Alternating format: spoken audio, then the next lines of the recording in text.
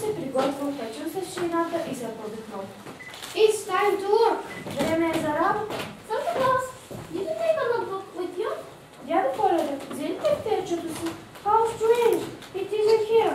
Maybe I forgot it. Чудна работа. Няма го. Сигурно съм го забравил. The elves rushed into the little house and began taking Santa Claus notebook. They checked everywhere, in the wardrobe, in the drawer, under the bed. The notebook had disappeared.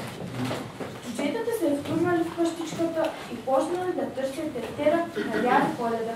Проверили навсякъде, и в гардероба, и в чекмеджетата, и под леглото, тефтерът бил изчезнал.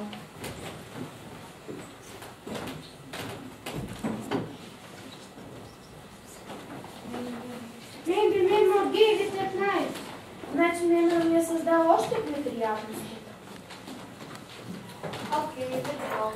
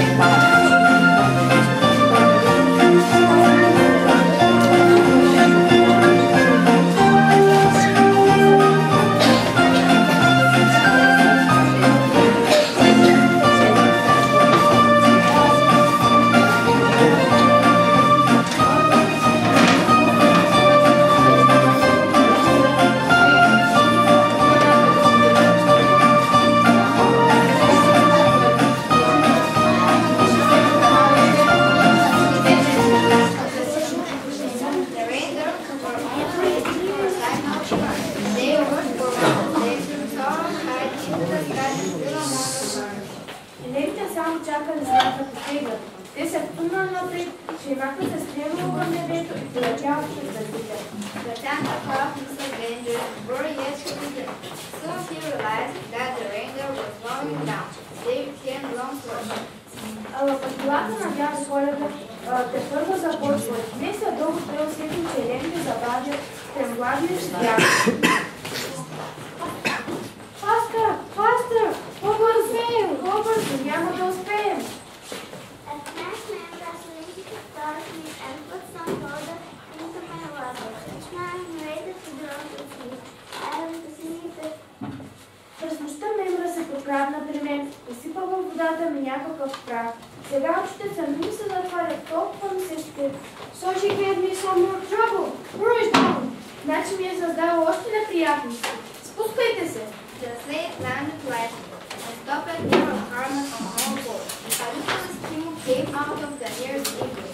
Santa Claus saw the little boy, and when he came near, asked him, Шината плавно се спуснала и спряла по едно селце на Северния полюс. От близкото иглу излязло малко ескимошче. Дядо Коледа повикал на момиченцето, когато то се приближило, го попитал. Will you give my ranger to a gift Christmas present? Ще се дриш ли само Елен, като се върна? Of course, do you want to harness the fastest of my dogs? Разбира се, искаш да впрегнем шината моето най-бързото че. Santa Claus agreed immediately and harnessed the dog instead of the reindeer. The slaves rose up into the sky again and flew to the east. Before long, the first town came into view. The plane went down and landed on a roof.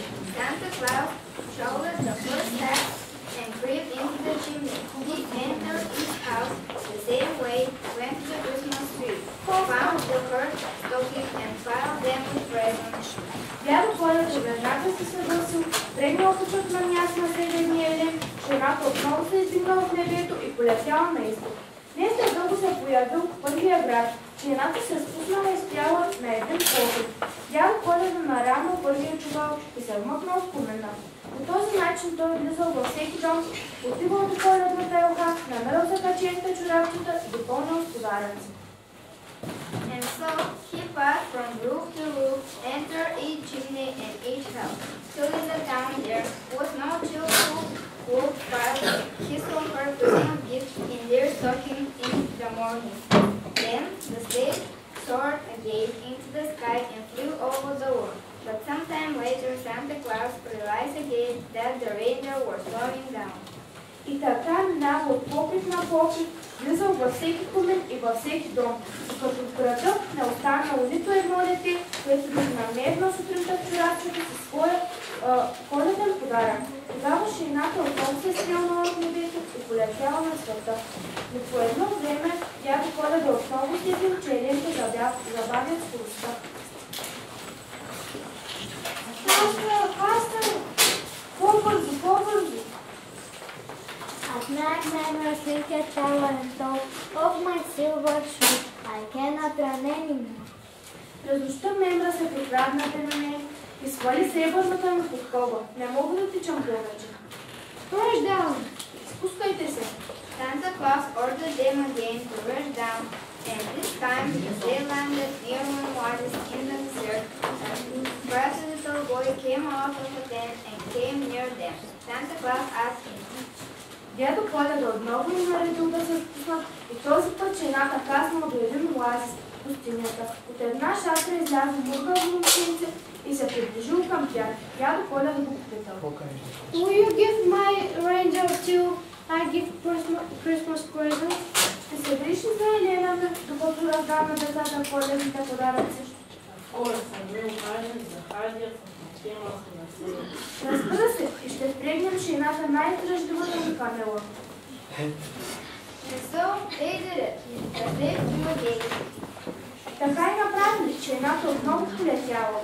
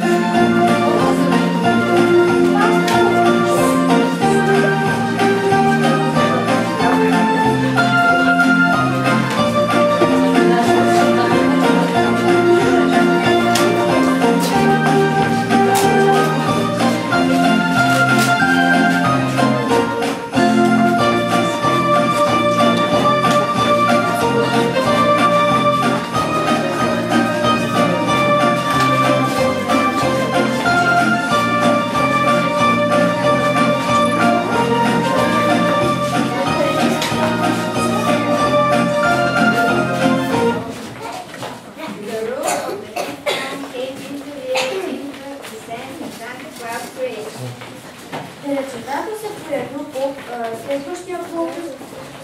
Дядо Коледа. Спускайте се. But he was so angry and so anxious that he pulled the greatest sharply and the tip of two reindeers, the dog and the camel, crashed into a tall chimney. Бил толкова ядосен и разтревожен, задъхнал рязко по горите, спрягат вселените, кучето и камелата се блъснал в един висок конец. But Santa Claus didn't have time to wait. He grabbed the next sack of presents, jumped down to the next roof, and crept into the chimney. And so he passed from roof to roof till the sack was empty, and he was to put in each child's stocking he saw her Christmas gifts.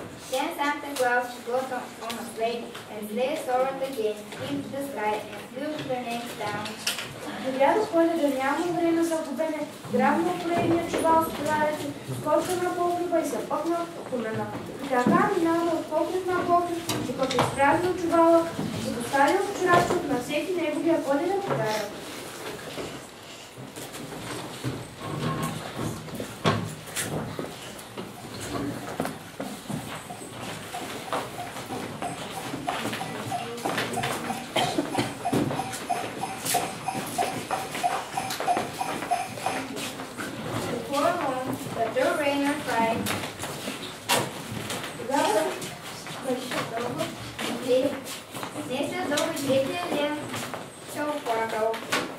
Santa Claus, I can't run anymore. When we crashed to the chimney, I twisted my leg. Rush down! Дядо Коледа, не мога да тичам повече. се блъснахме в колена, навехнах кръга си. They landed near a turbulent river among the great forests. A little bird came out of the nearest and Santa Claus asked him, Жената каснала до буйна ръка към гъста гора. От дъската колиба изляза малко и момиченце изяда коледното светъл. Will you give my reindeer too? I give you Christmas presents. Ще се грижи за моя ринди, като раздам останахте коледни подаръци на децата, макар че не знам дали ще успея. Of course, we can imagine the music if you are careful to give the children this in time. Разбира се, ще встигнем шейната и моят помагалец. Той ще ти помогне да раздадеш подаръците на децата на мен. and what caused Santa Claus did? Time was running out and so many children had yet to receive their Christmas presents. Therefore, they quickly harnessed the ground to stage and rose into the sky and built. Какво може да направи дядо Коледа? Времето не умолим напредвало, а още много деца не били получили своите коледни подаръци. Това бързо стрегнали магарето в шейната, тя се вдигна от небето и полетяла.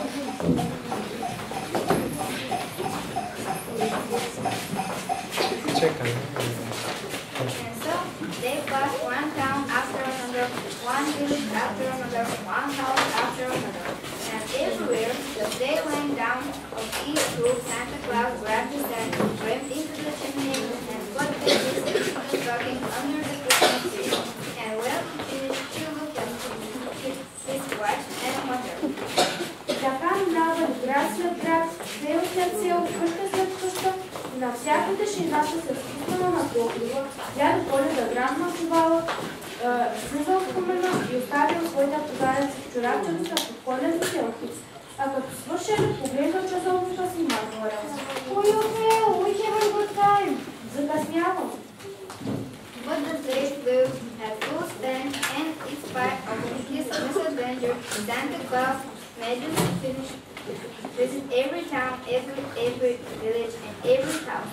When he took the last sack from the sack, he sighed with relief and started home. Но шейната летяла като стрела и въпреки всичките си пътува, дядо Коледа успял да посети всеки град, всяко село и всяка къщичка. Когато е извадил чувала или следният пакет, той въздъхна облегчено и поел към дома си. Well, the sleigh went down 3 more times so that Santa Claus called his reindeer. Шейната е стигнала още три пъти, за да може дядо Коледа да прибере електро. He returned the dog to the kennel and donned the little boys. He couldn't imagine finish his work without their help and gave each of them a special present. Той върна кучето, камилата и магарето на момиченката, без чиято помощ нямало да се справи и внесъл на всяко тях специален подарък.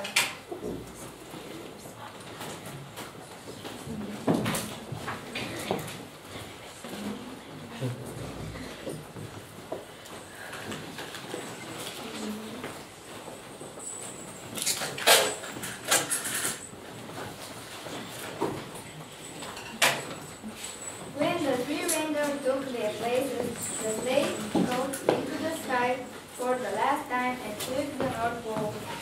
Когато четирите заели местата си, шейната за последен път се стрелнала от небето и полетяла на север.